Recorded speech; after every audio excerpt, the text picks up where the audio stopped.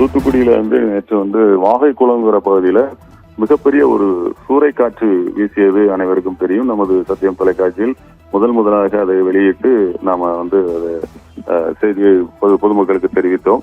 இந்த சூறைக்காற்று குறித்து இப்போது பல்வேறு தகவல்களை வானிலை ஆய்வு மையம் கூட தெரிவித்துள்ளது. எல் நினோ என்பது ஒரு மத்திய மற்றும் கிழக்கு பசிபிக் பெருங்கடலில் ஏற்படக்கூடிய ஒரு இயற்கையான தட்பவெப்பநிலை மாற்றமாகும்.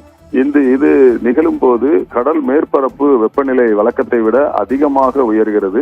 இதனால் உலகெங்கிலும் உள்ள காற்று மற்றும் மழைப்பொழிவு முறைகளில் தீவிர மாற்றங்கள் ஏற்பட்டு சில பகுதிகளில் கடுமையான வறட்சியும் சில பகுதிகளில் வெள்ளமும் கூட உருவாகிறது. இந்த எல் நினோ என்பது ஸ்பானிஷ் மொழியில் இருந்து வந்த ஒரு பொருளாகும். இந்த ஸ்பானிஷ் மொழியில் பசிபிக் படங்களில் ஏற்பட்ட வெப்பநிலை மாற்றத்தை கவனத்தை கொண்டு பெருநாட்டு மீனவர்கள் இந்த பெயரை விட்டுள்ளனர். இது மனிதனால் உருவாக்கப்பட்ட பருவநிலை மாற்றம் அல்ல.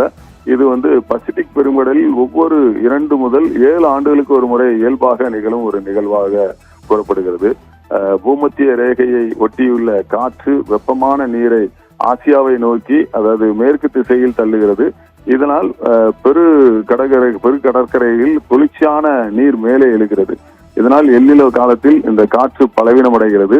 இதனால் ஒரு வெப்பமான நீர் மேற்கு திசைக்கு செல்லாமல் கிழக்கு பசிபிக், தென் அமெரிக்கா போன்ற பகுதிகளில் தங்கிவிடுகிறது. இந்த சுழல் காற்று என்பது வளிமண்டலத்தில் ஏற்படும் திடீர் அழுத்தம் மற்றும் வெப்ப மாறுபாடுகள் காரணமாக காற்று மையப்புள்ளியை சுற்றி வேகமாக சுழன்றபடி மேலே எழும்பி ஒரு எழும்பும் ஒரு இயற்கை நிகழ்வாகும். இது சில வினாடிகள் முதல் சில நிமிடங்கள் வரை மட்டுமே நீடிக்கும் எனவும், இந்த சுழற்காற்று வெப்பமான நாட்களில் தரைப்பகுதி அதிகமாக சூடாகி காற்று மேலே லேசாக மேலே செல்லும்.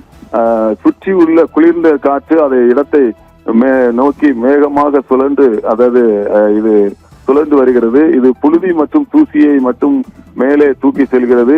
இந்த தூக்கும் போது அந்த இடத்தில் உள்ள பொருட்களையும் சேதப்படுத்தி செல்கின்றது. அமெரிக்கா, மெக்சிகோ போல தூத்துக்குடியிலும் ஏற்பட்ட இந்த டொர்னடோ சுழற்காற்று எனவும், இது கிழக்கு மேற்கு திசையில் ஏற்பட்ட காற்றழுத்த பள்ளம் காரணமாக சூறாவளி காற்று வீசியுள்ளது எனவும், தூத்துக்குடியில் டொர்னடோ உருவாகுவது மிகவும் அரிதானது எனவும், தூத்துக்குடியில் டொர்னடோ உருவாகும் வாய்ப்பு மிகவும் குறைவு என்றும், நேற்று தூத்துக்குடியில் மாலை ஏற்பட்ட சூறாவளிக்கான காரணம் அதுவாகத்தான் இருக்கும் எனவும், தூத்துக்குடி மாவட்டத்தில் வாகைக்குளத்தில் நேற்று மாலை உருவான அந்த சூறாவளி காற்று குறித்து வானிலை ஆய்வு மையம் ஒரு விளக்கம் அளித்துள்ளது. இந்த இடத்தில் ஏற்பட்ட இந்த சிறிய சூழற்காற்று ஒரு மிக அதிசயமாக அறிவிக்கப்படுகிறது.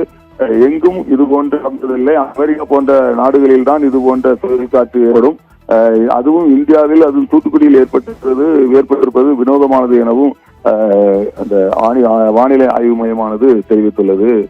இப்பொழுது பாத்தீங்கன்னா அந்த இடத்துல, அதாவது அந்த சுழற்காற்று இடத்தில் இப்பொழுது மீட்கப்பட்டுள்ளன. நேற்று இரவு மின்வாரிய ஊழியர்கள் அந்த மின்கம்பங்களை சரி செய்யும் பணியில் ஈடுபட்டு மின் செய்துவிட்டார்கள். ஆங்காங்கே மரங்கள் அப்புறப்படுத்தும் பணியும் நடைபெற்று வருகிறது. அந்த இடத்துக்கு உடனடியாக சென்று அதை சரி செய்ய வேண்டும், பணிப்படுத்த வேண்டும் என தாசில்தார் பிறப்பித்ததின் பேரில் ஸ்டாலின் அவர்கள் அந்த இடத்திற்கு பணிகளையும் மேற்கொண்டு சென்றார். இன்று அனைத்து வேலைகள் நடைபெற்றுக் கொண்டிருக்கிறது. ஓகே,